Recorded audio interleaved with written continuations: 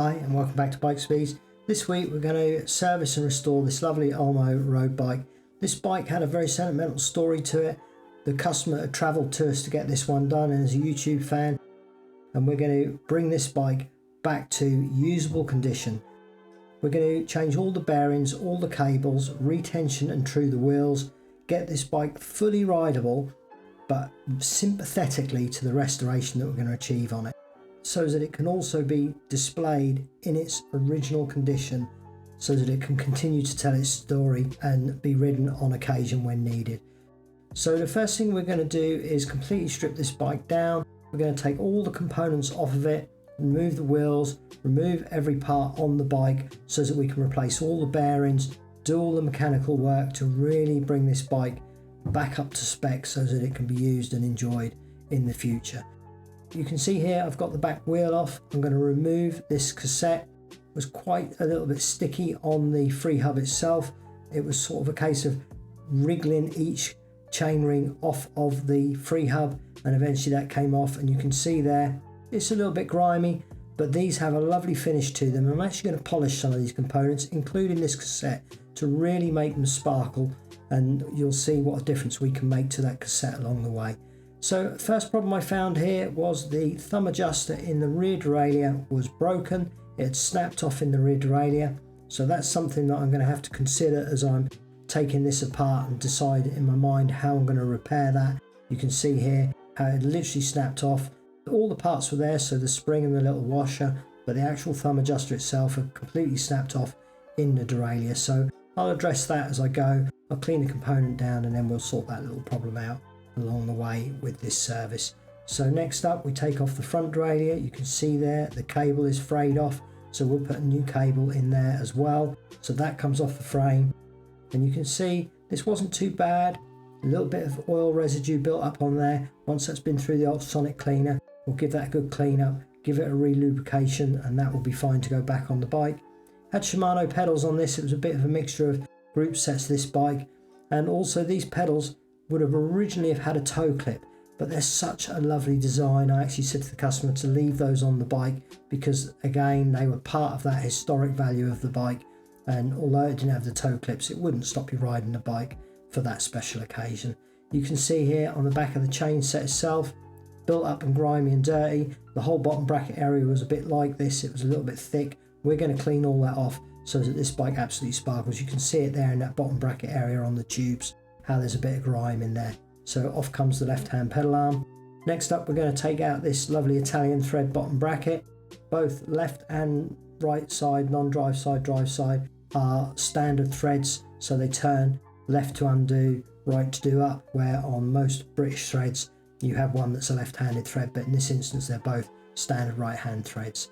Next up I'm going to remove these lovely shifters. They are an absolute work of art, those, but they were so stiff I couldn't undo them with my fingers, so I had to have a little bit of help there, a little bit of intervention to help me undo and remove those from the frame.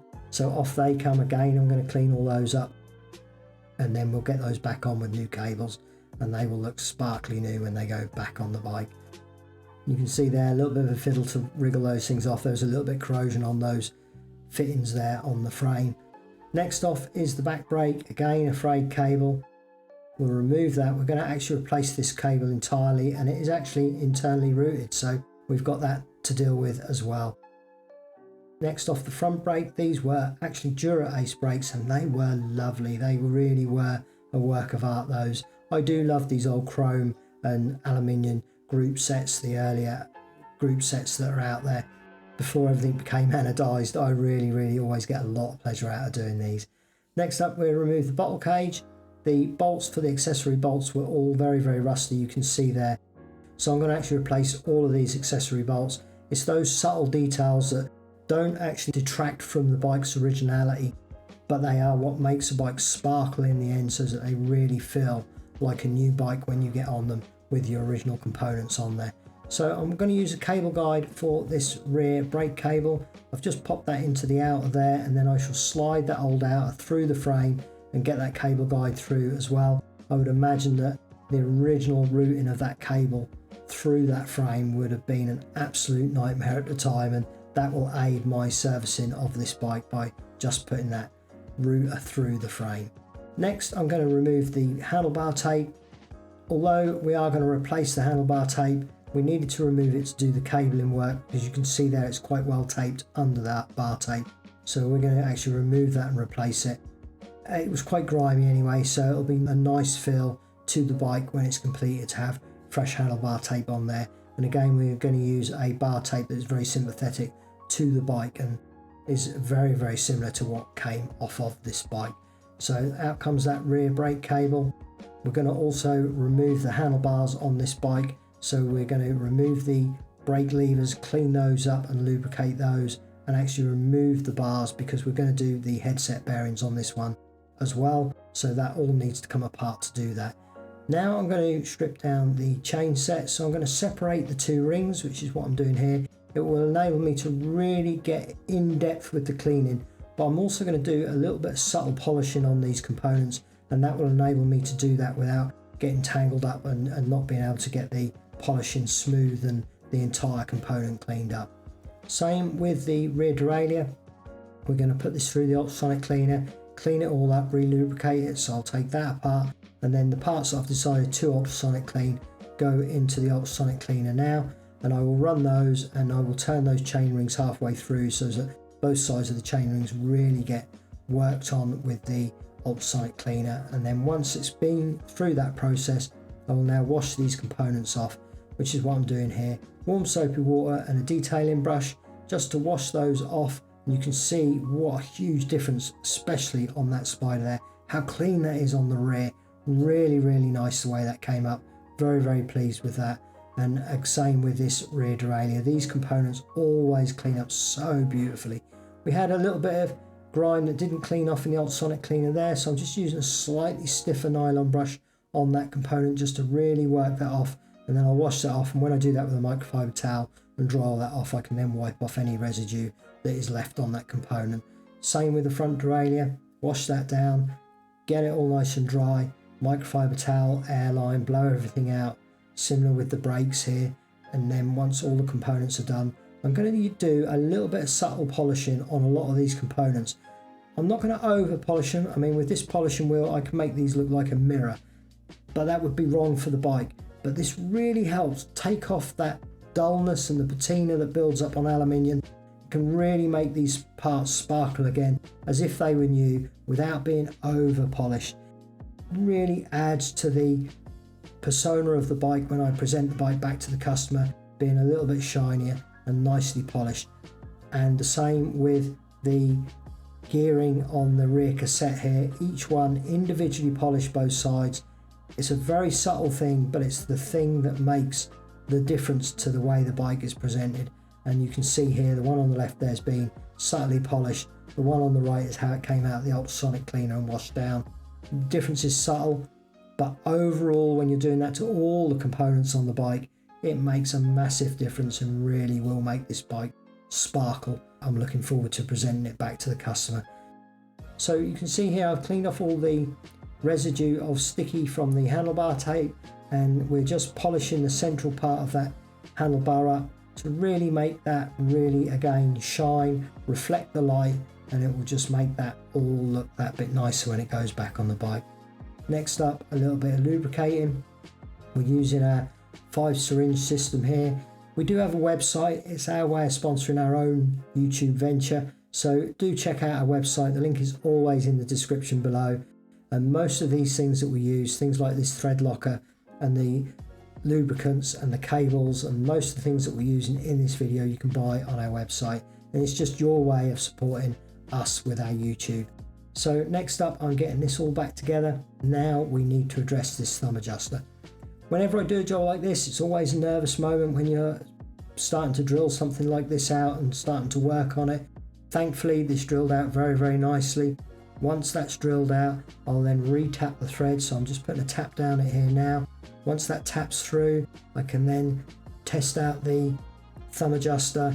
We didn't have an identical one to the original, but we had this one which works absolutely perfectly. So we're using a little bit of our anti-seize copper grease on that one, wind that in with the original spring, and that absolutely worked as it should and as the original one did. So I was very, very pleased with the way that all ended up working.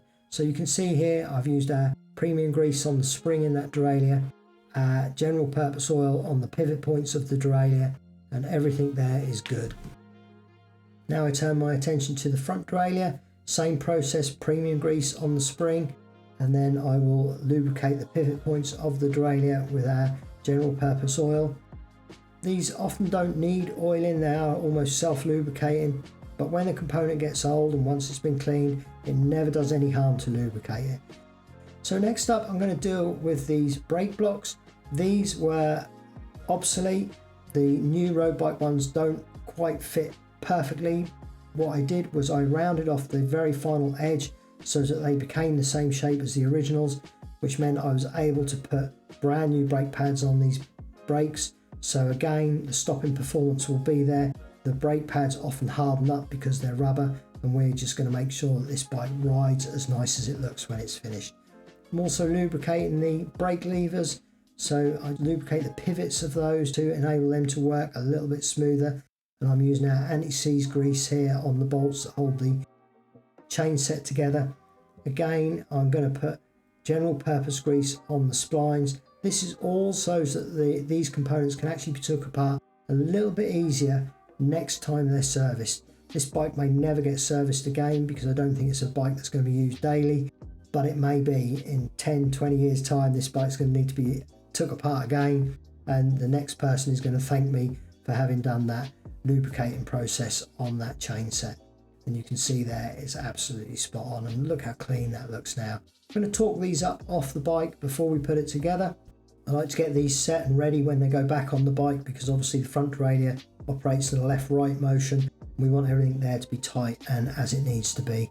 Now I'm going to address the pedals. These were actually great fun doing these. I really enjoyed doing these for some reason. Out come all the old bearings. I'm going to then put the axle and the pedal housing of itself through the ultrasonic cleaner. So we'll get all those bearings out first, strip it all down. So once they're off, we'll replace those. But here comes the cone off of the axle itself, and that has a little lock ring. So I was able to get all those components apart and then pop those into the ultrasonic cleaner and get those nice and clean.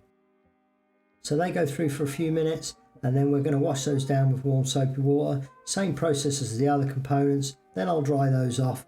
Make sure that I blow down the center of the pedal with an airline to make sure that's dry, and then similar to the other components, I'm going to give these a light polishing, a very subtle polish again. Don't want to over polish it, don't want to make it like a mirror and reflective.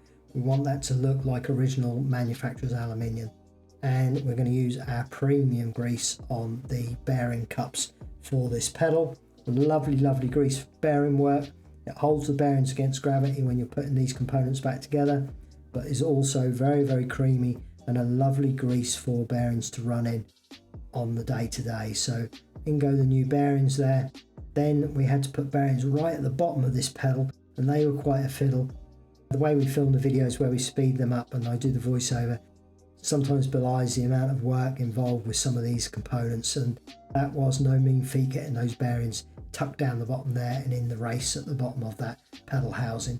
So once we've done that, I put a little bit of extra grease on the shaft to sit in that race at the bottom there, and then we were able to put those together and adjust them and lock them off on the bench, and that pedal is now perfect. But we didn't do the two together because we wanted to show you this before and after. You can see there the one on the left, all brand new bearings, nicely cleaned up, nicely polished. Again, you can see that subtlety of that polishing process. Amazing the difference you can make even to a pedal when you're doing this kind of work. Next up, we're going to do the headset bearings. So we're going to remove the components for the headset. We're going to clean those up first. So off come the forks, out come the old bearings. These had I don't kind of know what kind of grease that was, but it had actually really thickened up. It was almost like gone hard, like plastic almost. It was very, very odd, that grease that was in there, but it was not doing any job at all. So we clean all that up and we'll put new bearings in there at the same time. So the caps themselves cleaned up, they came up beautifully. They've got lovely chrome on these components, very, very high end for their day, and that cleaned up really, really nicely. And then we also cleaned up the forks themselves.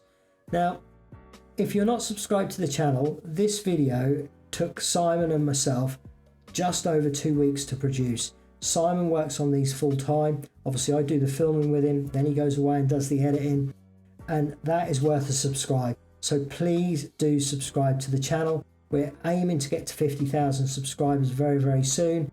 Thank you if you're one of our subscribers already. We really appreciate you being here.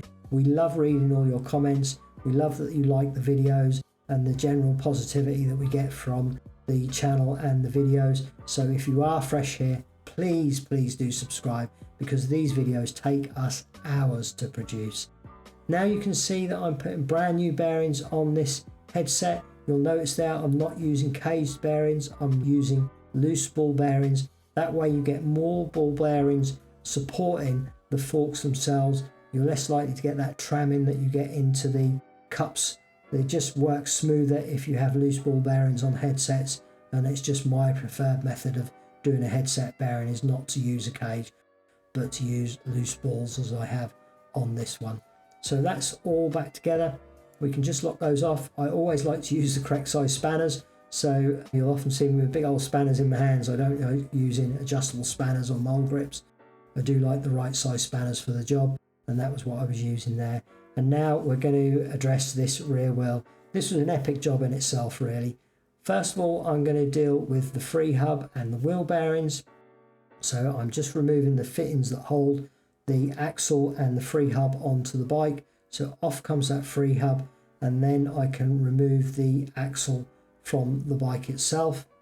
So we're going to loosen off the fittings that hold that in.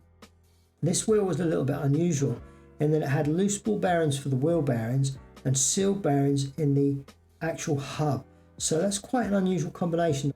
I've only seen that a handful of times. Most of them, if you have loose ball bearings like I've got here in the wheel, you'll also have loose ball bearings in the hub, or vice versa. If you've got sealed bearings in one, you'll have sealed bearings in the other.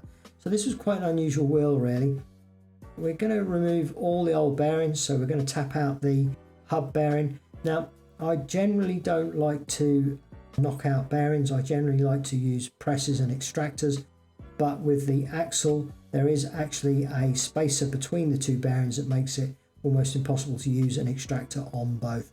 So there's a clip that holds that second one in, and rather than knocking this one out, I'm going to use an extractor. So now that I've got the first bearing and the clip and the spacer out of this one, I can just use an extractor then just to push out the second bearing. It's a smoother, more consistent and compliant way of removing a bearing without it going out unevenly through the center. It brings it through much smoother. So that's why I tend to favour using an extractor for a bearing rather than knocking them out. So once all these components are stripped down, run those through the ultrasonic cleaner, and then we'll wash those off with warm soapy water. So that's the axle there. Beautiful bit of engineering in itself, that axle. The way everything fits on it with the ball races and then also the fittings for the bearings. Quite a nice bit of machining that. I'm going to use a little bit of our premium grease to just help slide these bearings into place. It will just help them work through with less friction as they go in. So again, I'm going to now use the same extractor that I used but in the opposite way to press in that bearing. So in goes the first bearing. That slides nicely home to the bottom of the hub, and once that's in, I can then replace the clip that holds that one in, stops that floating left and right in the wheel. So in goes the clip that holds that, and then I can put in the second bearing, which is that one, then the spacer between the two bearings, and pop those into the free hub. So again, we'll just use our press there to push that one in. So that goes in nicely, and that free hub now has its new pressed in bearings, so we're quite happy with that. And now I can work on the cup and cone of the wheel bearings. So we're going to clean those out. The grease in here was very, very thick, so I used a little wire brush there and some degreaser to really work that grease and to really be able to clean that up. But also part of the free hub there engages in the little machined ball race there in the center, so we'll clean that up. Now I'm going to wash down the wheel. I'm also going to concentrate on the braking surface, particularly on this wheel. The front wheel, we did all this work the same, so the bearing work and the truing of the wheel. The front wheel, I actually did rotate the tyre. We don't show that in this video because we tend to only focus on one wheel for a video. But the front wheel, I rotated the tyre simply because I wanted the logos on the rim of the wheel, the stickers, the original manufacturer stickers. These were Maverick wheels. I wanted those to line up front and rear, so I actually turned the front tyre around.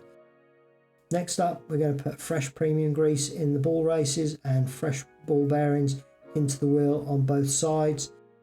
A little bit of extra grease on there. But on this side, I'm also going to just put a little bit of Shimano free hub grease around the centre there to help the balls into place when we put the hub in. And the same on the hub itself. We're using the Shimano free hub grease.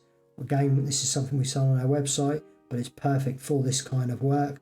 So in go the little springs there and then the balls themselves. So this was quite a fiddly old hub to get together and also to get back in the wheel. It was by no way straightforward and quite unusual in its own way. So we managed to get that together there, and then we will put the axle back into the wheel. This sat inside the wheel with this pre-tensioner here on the non-drive side, and the drive side was held in by the bearings so that the hub would then slide on that. So this preloader here was all that tensioned the wheel both sides. So although there were fittings on the other side, that was to hold the free hub onto the axle. So I'm going to slide a little bit of grease on there to help this go on, and in goes the free hub now. And then I've just got to help those balls into place as it turns. So we just pop those in and that drops onto the wheel nicely. And then we can use this adjuster here to actually lock off the free hub itself. And again, this is all slightly unusual. It had a little Allen key fit in here to stop that unwinding. So again, something I hadn't seen very much in the past. So every wheel's different. We're going to also now grease the free hub before putting the cassette on. That will just help it slide on and slide off next time it's serviced. So you can see there, I've cleaned all those cogs on the cassette itself, and then we will torque that up and that will go back on the wheel. And listen to how lovely that sounds. It sounded absolutely beautiful. Next up, I'm going to check the tensions on the wheel. There were quite a few here that were either too tight or too loose, but it was a very inconsistent wheel. So I go round that wheel until the tensions are very, very similar on both sides. Managed to get those within 5% of each other on drive side, non-drive side. You can see there that graph is the before graph of where the tensions were on this wheel, and this is how we left this wheel when it went back to the customer. So it took out some of the wobble that was in the wheel, got the tensions correct on both sides of the wheel, and now with all the bearing work and everything else that's gone on, that wheel is absolutely spot on and will ride beautifully smooth. Next up, we're going to wash this frame down. Now, this frame was very unusual. It had Columbus tubing that was actually almost chromed underneath the paint. There was a few bits of paint that were chipped, and where it was chipped, it was shiny chrome underneath. A very, very highly polished frame before it was even painted. Then it had been painted. I had to be very, very cautious with this washing down and cleaning of this frame. The logos and details that were put onto the frame were painted on top of the painting surface, and they weren't lacquered. So it was a very, very chipped frame, and obviously I didn't want to cause any more damage to this frame, but I did want to bring it up. This really, really was a frame to be very, very cautious and careful with. So you can see there I'm using brand new microfiber towels. We polished the frame with our Autoglim Super Resin polish. It's a nice, soft polish, this one, with a brand new microfiber towel. There was no risk of damaging the frame, but it brought out the dirt and the in-ground debris that's on the bike, the film that you get on a bike. It really brought that out, and I could see on the white of these decals the way it really lifted those and brought the original colour back out. And also on the blue, the reflection was amazing. As I was polishing and doing all this work, I could really see it beginning to come out. I think I could have gone a little bit harsher on some areas, but I think that would have run the risk of going through the paint, causing damage. It would have also took away that original patina of the bike. The frame itself is the crucial part to the way a bike looks once it's been completed. But I did ceramic spray this bike. It's very important to protect this paint as best as possible. So we've polished it down, and now I'm using our ceramic coating. This makes a huge difference, not only to the gloss of the bike, but also the protection value when this bike gets wet. I actually put this frame to one side after we'd done this polishing, and I came in the next morning without the shop lights on. It really popped out at me. I could see the reflection of the blue and the fluorescent of the colouring on the back of the frame really struck me as I came in the shop the next morning. I was quite pleased with it at that point. I began to realise just what a difference we'd made to the paint on this bike. Now we're going to start putting the bike back together. You can see that I put the handlebars in goes that bottom bracket. Again, standard right hand threads, so we used the correct tool there to tighten that one up.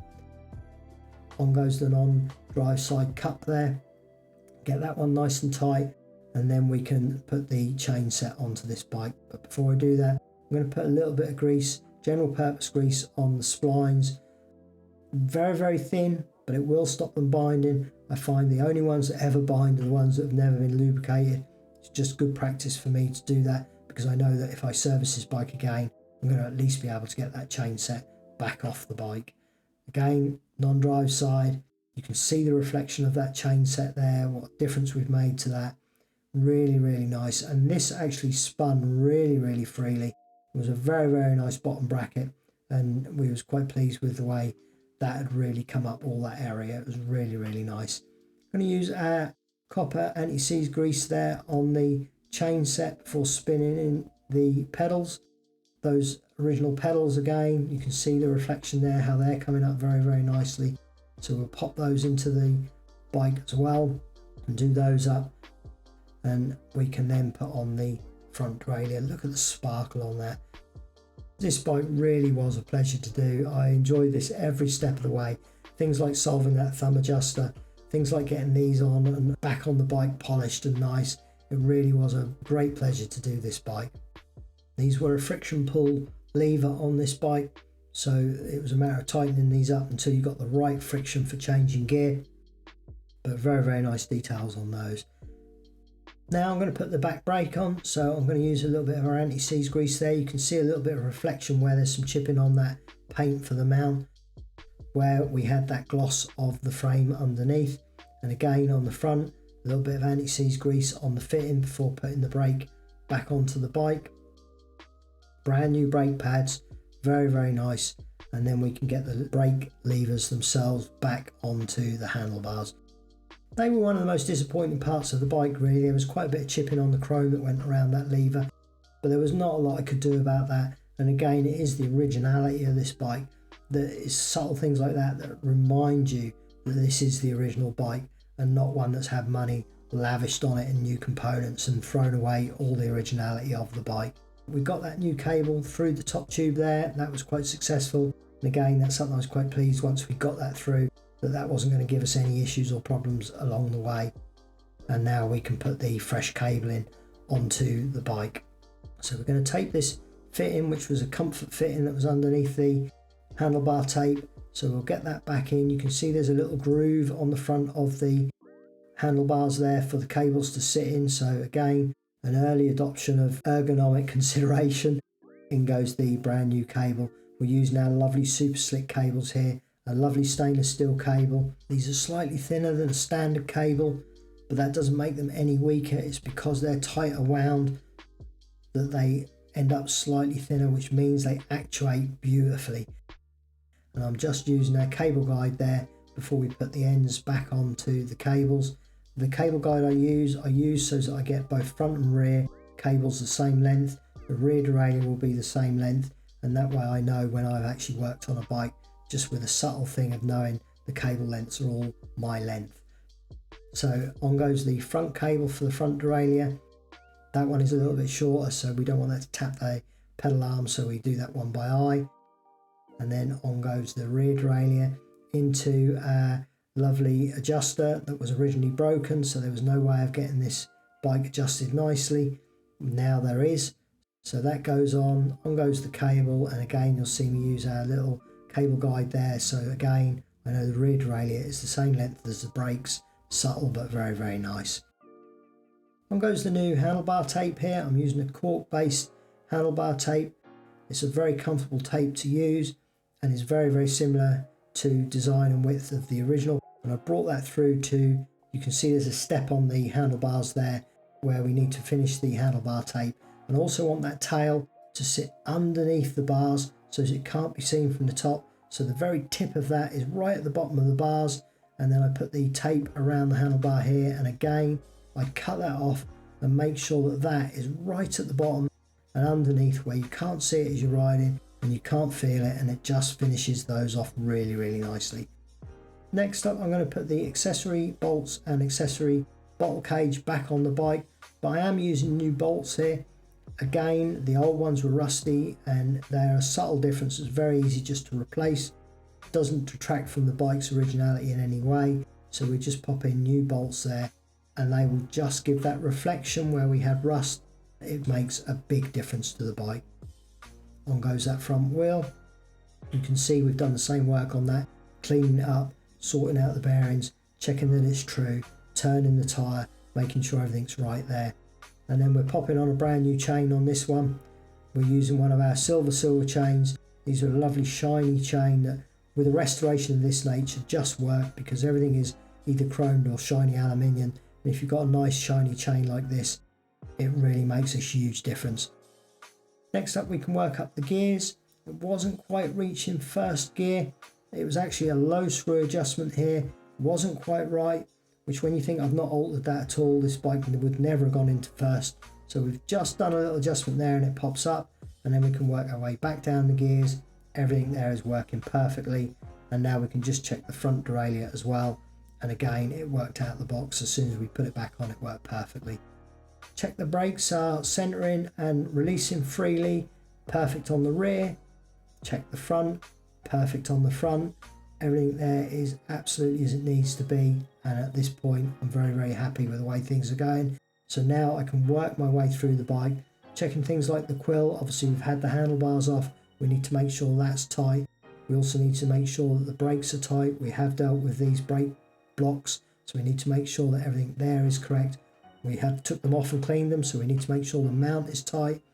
And also the pedals, they've been off of this chain set, so it's very important to check all these fittings that we've tackled and changed and dealt with, making sure that everything is absolutely as it needs to be and is tight and torqued correctly for the bike. So that's what I'm doing here. Now we did also have this seat post clamp that was very, very rusty, but this is what I mean about restorations. You can do an awful lot without replacing parts. So I actually polished this on the polisher. It took the surface rust off, but it also cleaned the rust bleed out of the component. When you get a rust spot, it will bleed. It will end up looking a lot larger than it is, and it's amazing how you can just polish a component like this and it's still serviceable, still original, but it doesn't draw your eye to the original rust because you've cleaned that off. So that again I'm very happy with, and we can continue talking our way through the bike. So we have had the rear brake off and the brake pads we've dealt with. So again, same as with the front, I torque all the fittings, pinch bolts for mounts, make sure that everything's okay, and also the rear derailleur. And you can see from these before and afters, this bike was huge. What a massive difference we've made. I'm sure the owner will really thoroughly enjoy riding this bike in the future, and also thoroughly enjoy just looking at it if it's hanging on a wall or anything of that nature. So big difference. Very, very pleased with it. All new cables, bearings, ready to ride, and I hope you've also enjoyed this video. Please do subscribe to the channel. Please do like the video, give it a little thumbs up, hit the notification bell, maybe drop us a comment about your oldest bike or the bike you've had restored, or the one that you're thoroughly enjoying and hoping it will go forever. So thanks for watching, and we'll see you again very, very soon. Bye for now.